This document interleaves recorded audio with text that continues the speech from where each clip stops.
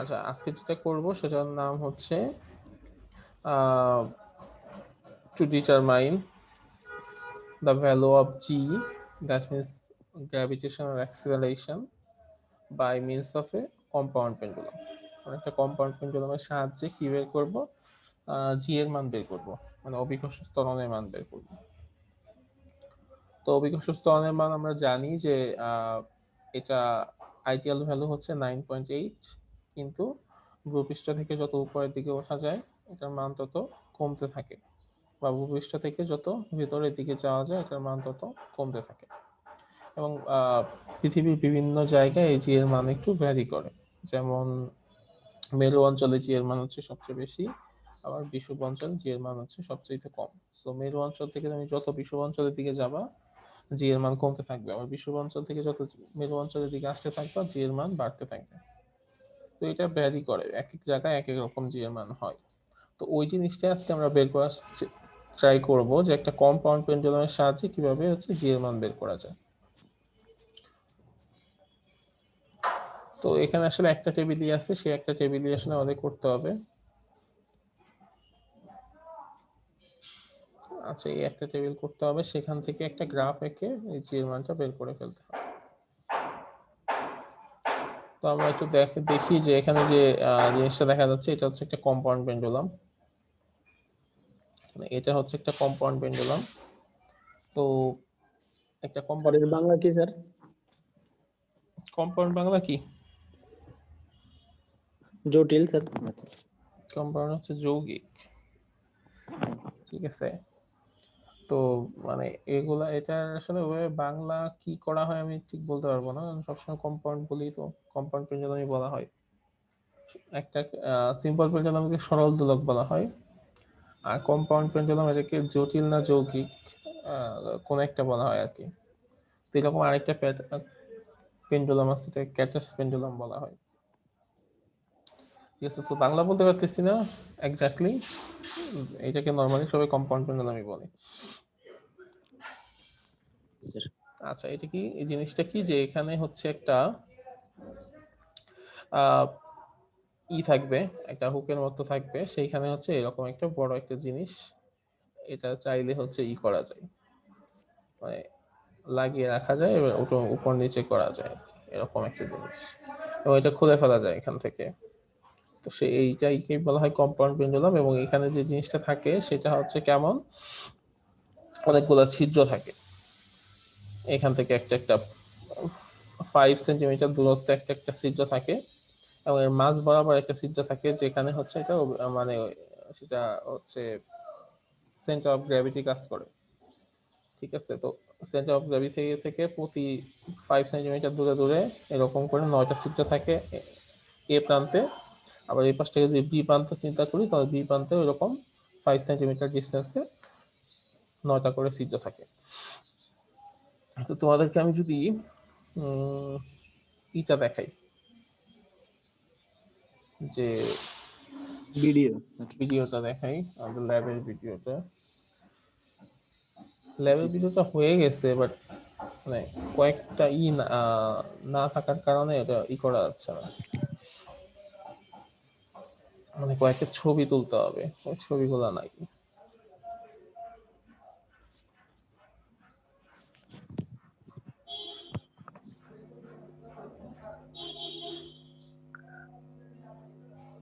Sir হুম। Sir varsity থেকে lab হয়, একবার নোটিশ দিছিল যারা যারা ইন্টারেস্ট তারা ভার্সিটিতে গিয়ে ল্যাব করতে পারবে। আমি এরকম কোনো নোটিশ পাই নাই। স্যার আমাদের দেওয়া হয়েছিল। স্যার বলছিল আমাদেরকে, স্যার বলছে যে মানে যারা যারা ইন্টারেস্টেড তারা ওখানে ভার্সিটিতে গিয়ে মানে সরাসরি করতে পারবে। আচ্ছা, বলতে পারলাম না, হতে পারে।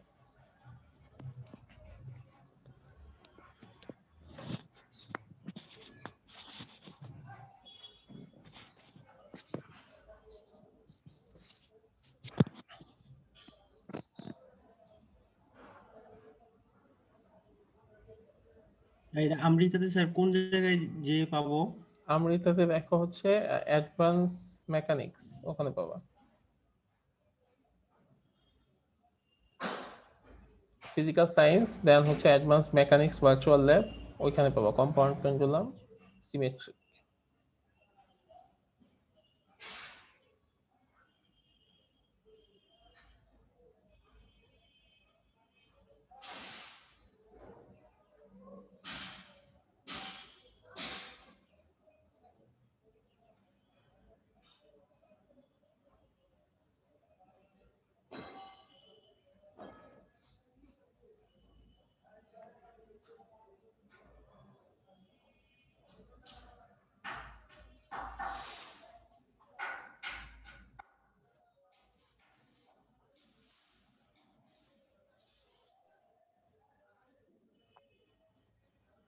স্যার কোথায় পাবো স্যার, আবার একটু যদি বলতেন। ফিজিক্যাল সায়েন্স দেন হচ্ছে অ্যাডভান্স মেকানিক্স, নিচের দিকে লেখা একটা আছে অ্যাডভান্স মেকানিক্স। জি স্যার, তারপর? ওইখানে দেখো কম্পাউন্ড পেন্ডুলাম আছে। জি স্যার, একটু।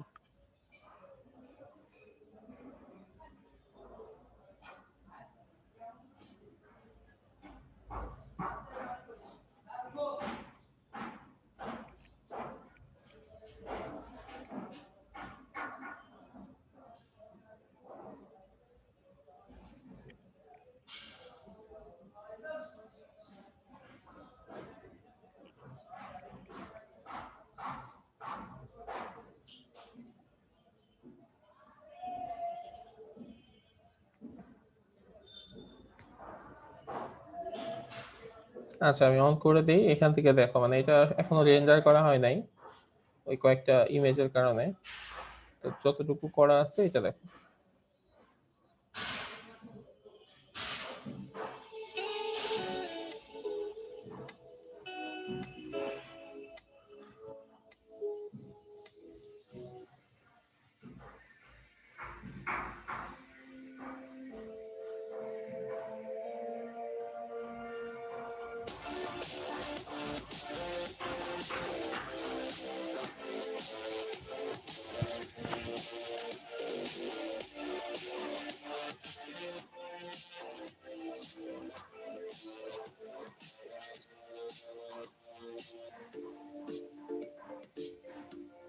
এখন আমরা যে এক্সপেরিমেন্টটা করব, এক্সপেরিমেন্টের নাম হচ্ছে determination of the value of g acceleration due to gravity by compound.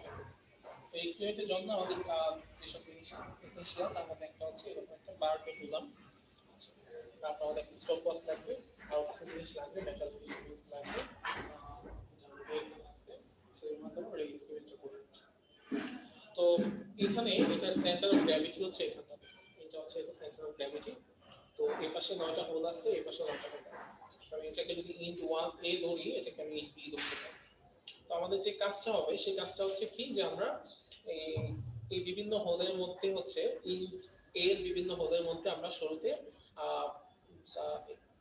এটাকে রেখে আমরা হচ্ছে এটা করব, 10টা অসিলেশনের জন্য কত সময় লাগে সেটা বের করব। তো এরপরে সেম ভাবে ইনটু ইন বি এর জন্য আমরা সেম কাজ করব। তো শুরুতে যদি আমরা ইন্ট এ কে রাখি তাহলে ইনিশিয়ালি এটা কি হবে, আমাদের হোল 1 নাম্বার হোল যেটা ইন্ট এর মধ্যে আছে সেটা হচ্ছে আমাদের সেন্টার অফ গ্র্যাভিটি থেকে 45 সেন্টিমিটার ডিসটেন্স দূরে অবস্থিত।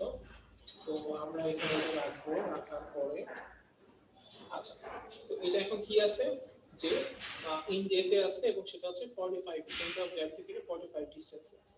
তো আমরা যেটা করব, আমরা হচ্ছে 10টা অসিলেশনের জন্য টাইম বের করব এবং এই অসিলেশনটা আমরা 4 ডিগ্রি সেলসিয়াস 4 ডিগ্রির মধ্যে আমরা এই অসিলেশনটা কমপ্লিট করব। তাহলে এই যে স্টপওয়াচ আছে আমাদের কাছে এবং আমরা এই 4 ডিগ্রি থেকে আমরা এই অসিলেশন ধরে দিই।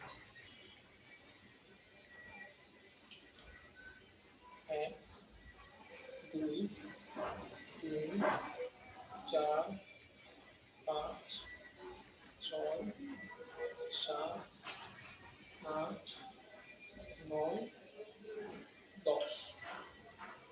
10টা অসিলেশনের জন্য আমাদের 16 সেকেন্ড সময় লাগছে। সো এখানে আমাদের যেটা হবে, hole number 1 distance from fix in A থেকে এটা ডিসটেন্স হচ্ছে 45 centimetre, time for 10 oscillation 16 second. তাহলে টাইম পিরিয়ড হবে কত, 16 ডিভাইডেড বাই 10 মানে হচ্ছে 0.16 সরি 1.6 সেকেন্ড লাগবে পার অসিলেশনের জন্য। তো এবার আমরা কি করব, ফার্স্ট হলে আমরা অসিলেশনটা নিয়ে নিলাম, এবার আমরা হচ্ছে সেকেন্ড হলে নিব, সেকেন্ড হলে নিয়ে আমরা অসিলেশনটা নিব। তো সেকেন্ড হোল আমাদের সেন্টার অফ গ্র্যাভিটি থেকে 40 সেন্টিমিটার ডিসটেন্সে আছে। তারপর আমরা কি করব যে এখানে 5 ডিগ্রি কম অ্যাঙ্গেলে বা 4 ডিগ্রি অ্যাঙ্গেলে আমরা হচ্ছে আবার অসিলেশন দেওয়া শুরু করব। তারপরে স্টপওয়াচের সাহায্যে অসিলেশনগুলো নিতে হবে। 1 2 3 4 5 6 7 8 9 10। আবার আমার এখানে যে টাইমটা আসছে সেটা হচ্ছে 16.59, অলমোস্ট 17 সেকেন্ড। সো আমরা এবার যেটা লিখবো যে ডিসটেন্স ফ্রম ইন্ট এ, এটা হবে কত 40 সেন্টিমিটার, আর হোল নাম্বার 2, আর এই পাশে এই ক্ষেত্রে আমার যে 10 অসিলেশনের জন্য যে সময় সেটা হচ্ছে কত 16.59 সেকেন্ড। ওকে, তাহলে টাইম পিরিয়ড হবে কত 1.659 সেকেন্ড। তো এইভাবে আমরা কি করব, 3 number hole, 4 number hole, 5 number hole, 6 number hole এরকম করে নিতে থাকবো। তো একটা পর্যায়ে গিয়ে কি হবে, আমাদের ইন্ট এটা শেষ হয়ে যাবে। যখন ইন্ট এটা শেষ হয়ে যাবে তখন আমরা কি করব, ইন্ট বিতে চলে যাব। ইন্ট বিতে গিয়ে আবার সেই এখান থেকে এই পাঁচটা হচ্ছে ইন্ট বি থেকে আবার আমি হচ্ছে এরকম অসিলেশন নেওয়া শুরু করব। ইন্ট বিতে যদি আমি আবার অসিলেশন নেই, সেম ওয়েতে সেম ভাবে 10টা অসিলেশন নিব।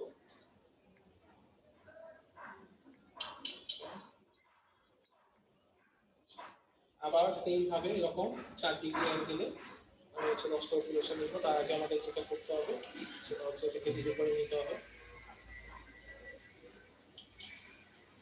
1 2 3 4 5 6 7 8 9 10।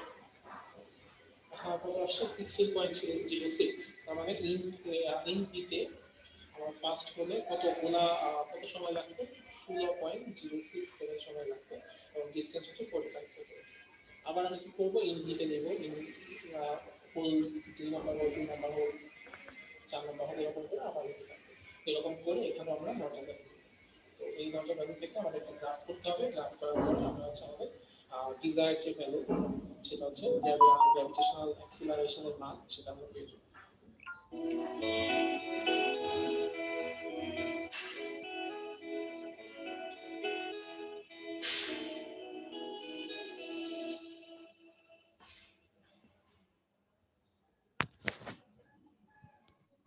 স্যার শেষ? হ্যাঁ তাই তো মনে হচ্ছে, এত তাড়াতাড়ি তো শেষ হওয়ার কথা না। হ্যাঁ শেষ হয়ে গেছে।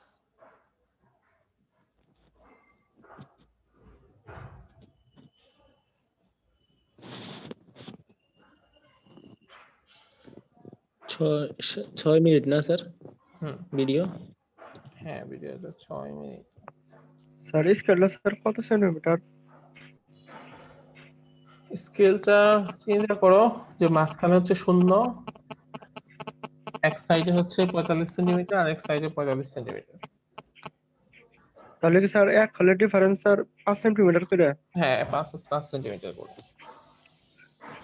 তো আমাদের স্যার এখন হ্যাঁ স্যার প্রথমে নিচ্ছেন যে 45 ডিসটেন্স, তারপর 40, এভাবে কি আরো কমবে আস্তে আস্তে না স্যার? আরো কমবে। তাহলে তো স্যার আমরা 9 বার, আমাদের 9 বারই করতে হবে, এক্সপেরিমেন্ট করতে হবে। হ্যাঁ দেখো এখানে যে ইন ওয়েতে বসাবা, বসানোর পরে ফার্স্ট হলে রাখার পরে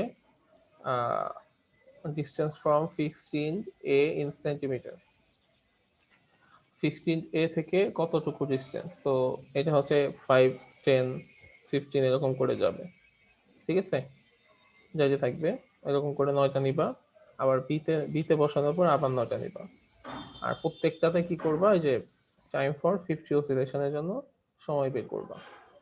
আর 50 অসিলেশনের জন্য সময়, সেই সময়কে 50 দিয়ে ভাগ করলে কি বেরোবে, টাইম পিরিয়ড বেরোবে। এরকম করে এরকম। স্যার স্যার বলছি ইন্ট এ এবং ইন্ট বি যেটা দুইটা তো একই আসবে, মানে এই পাশে 9টা আছে ওই পাশে তো 9টাই আছে। হুম, হ্যাঁ একই আসছে, মানে এই পাশেও 9টা আসছে, ওইটাকেও 9টা আসছে। তো তুমি হচ্ছে যে কোনো একটাকে ইন দিয়ে ধরবা, যে কোনো একটাকে ইন বি ধরবা, এটা কোনো সমস্যা না। আর আপনি তো ভিডিওতে বলছিলেন যে মানে শেষ থেকে ধরতে 45 40 এভাবে, এখানে যে বলছেন যে 5 10 এভাবে যাওয়ার আচ্ছা, জন্য। এখানে কথা হচ্ছে তুমি যদি হিসাব শুরু করো হচ্ছে সেন্টার অফ গ্র্যাভিটি থেকে, তাহলে ইনটু 1 তোমার হবে 45। আর তুমি যদি হিসাব শুরু করো যে না আমি এই মাথা থেকে শুরু করব, তাহলে হবে 5। বুঝতে পারছো, মানে ব্যাপারটা বুঝতে পারছো? জি স্যার, তাহলে কি 9 ঘর পরে আবার মানে চেঞ্জ করে দিব নাকি স্যার? হ্যাঁ, 9 বার পরে গিয়ে আবার চেঞ্জ করে দিব। আচ্ছা, এখানে যেরকম আছে, আমাদের আসলে যেহেতু আমরা সিমুলেশন করতেছি, এটা সুবিধার জন্য আমরা যেটা করব, এই ফিক্সড ইন এই পাশ থেকেই ধরবো। এই যে এখানে দেখো, আমরা চাইলে এখন আছে 5 সেন্টিমিটারে, এটাকে আস্তে আস্তে বাড়াইতে পারি। 10 15 20 25 30 35 40, খেয়াল করে দেখো 45 হয়ে গেছে। তার মানে মানে আমাদের ওই ইসের কাছাকাছি চলে আসে, সেন্টার অফ গ্র্যাভিটির কাছাকাছি চলে আসে। 50-এ গেলে সেন্টার অফ গ্র্যাভিটিতে চলে যাবে। দেখো এখন আমি যত বাড়াচ্ছি এটা তত নিচে নামতেছে, দেখতেছো? খেয়াল করছো ব্যাপারটা? স্যার তাহলে দুইটার মাঝখান কি 50 ধরতেছেন নাকি স্যার? হ্যাঁ, এই দেখো এই এই 50-এ গেল, 50 থেকে যতই আমি হচ্ছে এখন কমাবো, এটা তত আবার নিচে নামবে। আবার এই 50 যাওয়ার পরে এখান থেকে 50-এ উপরে উঠলো, আবার আমি 50 থেকে নিচে যাব, এটা তত নামতে থাকবে। ঠিক আছে, এরকম করে করবা।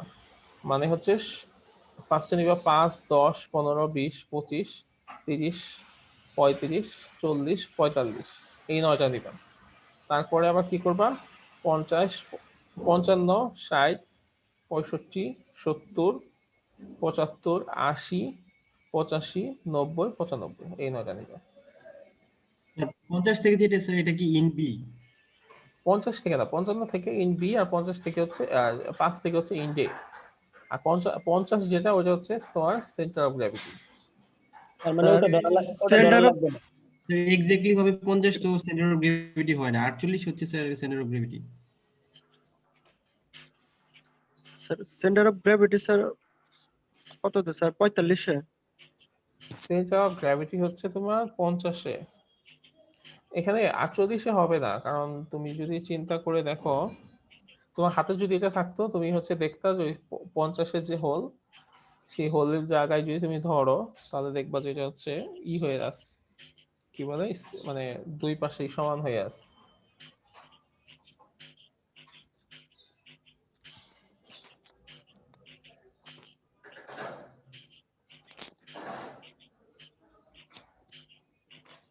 স্যার নরমালি স্যার স্কেলের মাঝখানটা স্যার সেন্টার অফ গ্র্যাভিটি না? হুম হুম। তাহলে আচ্ছা, স্যার আমরা সেন্টার অফ গ্র্যাভিটি কত ধরবো স্যার ফাইনালি? 50 ধরো। 50 দুইটার মাঝখান আচ্ছা, 50। তারপরে যেটা করবা, যে এটাকে এরকম করে অসিলেট করতে দিবা, কিন্তু এটা হচ্ছে বেশি ডিস্টেন্সে দেয়া যাবে না। বলা আছে কত, 5 ডিগ্রি কম। ঠিক আছে, 5 ডিগ্রি কম করে অসিলেট করতে দিবা। তারপরে এখান থেকে হচ্ছে 50টা অসিলেশনের জন্য সময় বের করবা। স্যার 5 ডিগ্রি যেটা বলছেন ওটা কি এমনিতে মানে চোখের আন্দাজে করতে হবে নাকি চোখের স্যার? আন্দাজে করতে হবে, হ্যাঁ। ঠিক আছে, আর ওই জন্য অসিলেশনের জন্য এখান থেকে মুখে মুখে হিসাব করতে হবে 50টা অসিলেশন, আর টাইম কাউন্ট করতে হবে এখানে। ঠিক আছে, এই হচ্ছে তোমাদের কাজ। তাহলে শুরু করে দাও সবাই।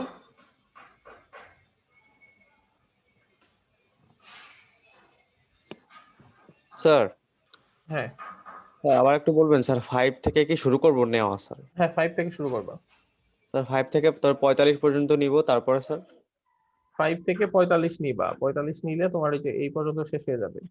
এরপর ঠিক আবার স্যার। এখান থেকে শুরু করবা 55 থেকে। ও স্যার, তারপর আবার 55 থেকে নিব, তাই তো হুম স্যার? হুম হুম। স্যার ডিগ্রির বিষয়টা আবার একটু বলতেন যদি স্যার। ডিগ্রি ব্যাপারটা হচ্ছে আর নিজের অনুমানে, মানে এখানে তো আর ডিগ্রি হিসাব করে দেয়া থাকবে না, বা কোথাও হচ্ছে ডিগ্রি এরকম হিসাব করে দেয়া থাকে না। তো নিজের অনুমান করে যেন 5 ডিগ্রি কম হয় সেভাবে করে করতে হবে।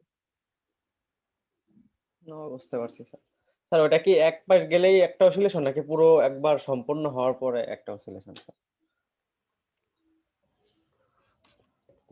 ওই অসিলেশন স্বাভাবিক নর্মাল যেরকম অসিলেশন হয় সেটা হচ্ছে, ধরো তুমি যদি এখান থেকে কাউন্ট শুরু করো তাহলে এখান থেকে আবার এখানে আসলে একটা অসিলেশন, বা তুমি মাঝ বরাবর যদি শুরু করো তাহলে মাঝ বরাবর থেকে গিয়ে আবার মাঝ বরাবর আসলে একটা অসিলেশন।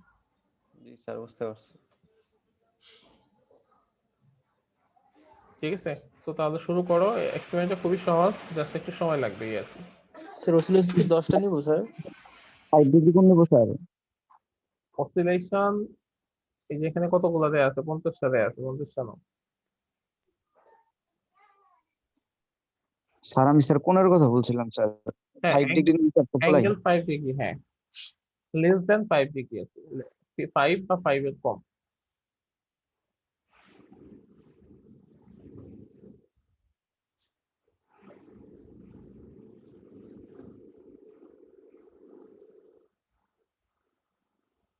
আচ্ছা তাহলে শুরু করো তোমরা সবাই, ঠিক আছে? এই বরাবর যে ডিসটেন্স গুলো পাইছো সেই ডিসটেন্স গুলো থাকবে এক্স অ্যাক্সিসে, আর এই টাইম পিরিয়ড যেটা পাবা সেটা থাকবে হচ্ছে ওয়াই অ্যাক্সিসে। ঠিক আছে, এই এই বরাবর ডিসটেন্স আর এই বরাবর টাইম পিরিয়ড। দেন ইন্ড এর জন্য তুমি মাঝ বরাবর 50-এর ক্ষেত্রে একটা দাগ দিয়ে দিবা, যেটা হচ্ছে centre of gravity. Centre of gravity বাম পাশে হচ্ছে ইন্ড এ আর ডান পাশে হচ্ছে ইন্ড বি। তো ইন্ড এর জন্য তুমি 9টা পয়েন্ট আসবে, ইন্ড বির জন্য 9টা পয়েন্ট আসবে। সেই পয়েন্টগুলো দিয়ে এই ইন্ড এর জন্য একটা গ্রাফ, ইন্ড বি এর জন্য একটা গ্রাফ, এইভাবে করতে হবে। আর গ্রাফগুলো নর্মালি কি হয় যে শুরুতে হচ্ছে টাইম পিরিয়ডের মান বেশি থাকে, তারপর আস্তে আস্তে আস্তে আস্তে কমতে থাকবে, কমার পরে আবার এটা বাড়তে থাকবে। ঠিক আছে, বি এর ক্ষেত্রেও শুরুতে বেশি থাকবে, আস্তে আস্তে আস্তে কমতে কমতে পরে গিয়ে আবার বাড়বে। হ্যাঁ, এখন বলো কারো কোনো কনফিউশন আছে কিনা? স্যার এটা 5 থেকে শুরু হওয়ার কথা না, এখানে তো স্যার 10-এর পর থেকে শুরু হয়েছে। আর এখানে তো 15 থেকে শুরু হয়েছে না? আচ্ছা না, এখান থেকে 5 থেকে শুরু হয়েছে, কিন্তু ফার্স্টের দুইটার মান হচ্ছে অনেক বেশি ইররিলেভেন্ট আসছে, যার কারণে এই দুইটা বাদ দেওয়া হয়েছে বলতে গ্রাফে আনা হয় না আর কি। স্যার এগুলো কিভাবে বসাইছে স্যার? মানে এক ঘরকে নর্মাল একটা গ্রাফ যেভাবে করে এখানে যেটা করছে প্রতি ঘরকে 1 করে ধরছে, আর এই বরাবর হচ্ছে প্রতি 2 ঘরকে 0.1 ধরছে, মানে 20 ঘরকে 1 ধরছে এখানে। ওয়াই অ্যাক্সিসে 20 ঘরকে 1 ধরছে, আর এক্স অ্যাক্সিসে প্রতি ঘরকে 1 করে ধরছে।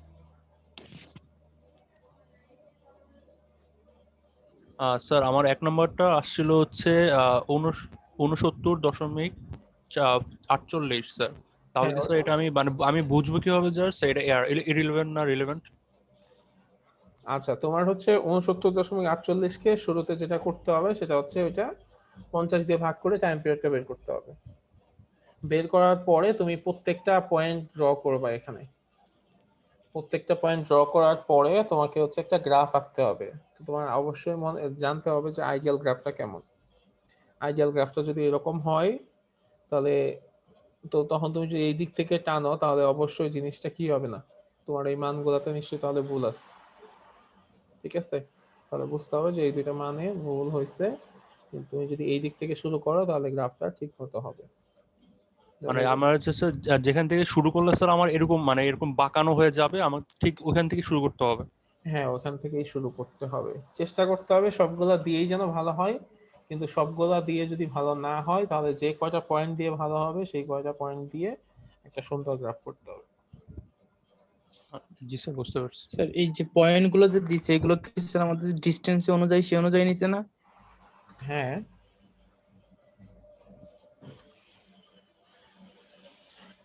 এই দেখো 5 ডিস্টেন্সে একটা ছিল, টাইম পিরিয়ড ছিল, সেটা লিখছে। 10 ডিস্টেন্সে একটা টাইম পিরিয়ড লিখছে, 15 একটা লিখছে, 20 একটা লিখছে, 25 একটা লিখছে, 30 একটা লিখছে, 40 একটা লিখছে, এরকম করেই তো লিখছে। স্যার হুম। তো আচ্ছা ডিস্টেন্স কিছুগুলো তো নিচের দিকে আসছে, আবার কিছুগুলো উপরের দিকে চলে গেছে, ওটা কি ওই যে টাইম পিরিয়ড যেটা আসছে ওটার উপর নির্ভর করতেছে? হ্যাঁ, টাইম পিরিয়ডের মানের উপর ডিপেন্ড করবে।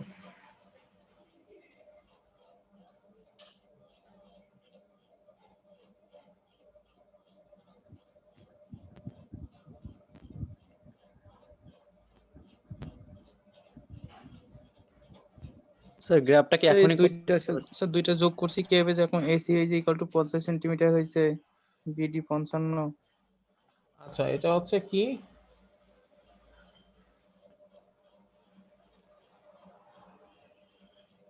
আমার হচ্ছে বের করতে হবে, জি এর মান বের করতে হবে। জি সমান সমান কি, আমরা জানি টি সমান সমান 2 পাই রুট এল বাই জি। তো সেইখান থেকে যে জি এর মান বের করা হয় তাহলে কি আসে, 4 pi square L by g square.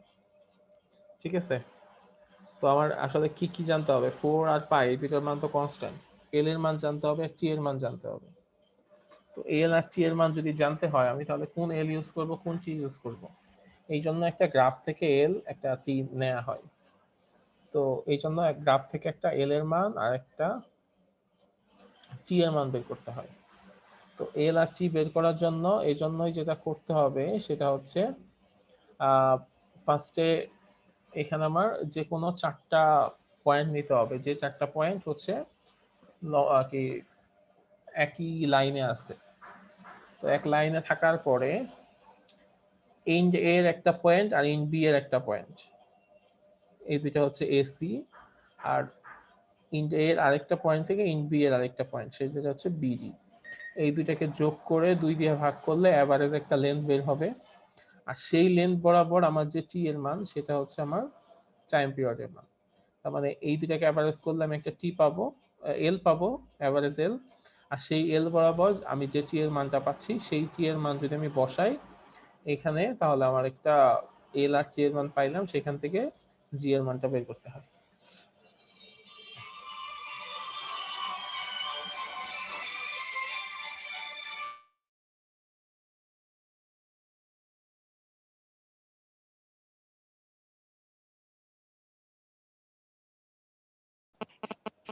ঠিক আছে, ইন্ড এ এর দুইটা পয়েন্ট আর ইন্ড বি এর দুইটা পয়েন্ট, এই দুইটা পয়েন্ট মানে এরকম করে 4টা পয়েন্ট সিলেক্ট করতে হবে যে 4টা পয়েন্ট একই লাইন বরাবর আছে। যেমন দেখো A B C R D এই 4টা পয়েন্ট কিন্তু একই লাইন বরাবর আছে। তো সেই লাইন বরাবর যে আমার টি এর মান সেটাই হচ্ছে আমার টাইম পিরিয়ডের মান। তারপর একটা ক্যালকুলেশন করতে হবে এই যে এরকম, যে এসির মান এত, বিডির মান এত, তাহলে মিন লেন্থ হবে কি AC by BD divided by 2। তাহলে সেখান থেকে একটা লেন্থ বের হবে, করেসপন্ডিং টাইম পিরিয়ড হবে এই যে এই এই বরাবর যে টাইম পিরিয়ড ছিল 1.5 সেকেন্ড সেটা, দেন জি এর মান বসায়ে জি এর মানটা বের করে ফেলতে হবে। তো তারপরে একটা পার্সেন্টেজ অফ ইরর বের করতে হবে, সেটা কেমন, যে জি এর অরিজিনাল মান হচ্ছে 9.2, সেখান থেকে আমার যেটা আসছে 9.8 থেকে আমার যেটা আসছে 9.2, তো সেখান থেকে ইরর বের করলে 6% ইরর বের হয়েছে। স্যার টির মানটা স্যার আবার একটু যদি দেখাইতেন, বুঝতে পারি নাই। আর এই যে এখানে যে লাইন টানছো না সেই লাইন বরাবর এখানে একটা টি এর মান আছে না, জি স্যার। ওইটা হচ্ছে টি এর মান।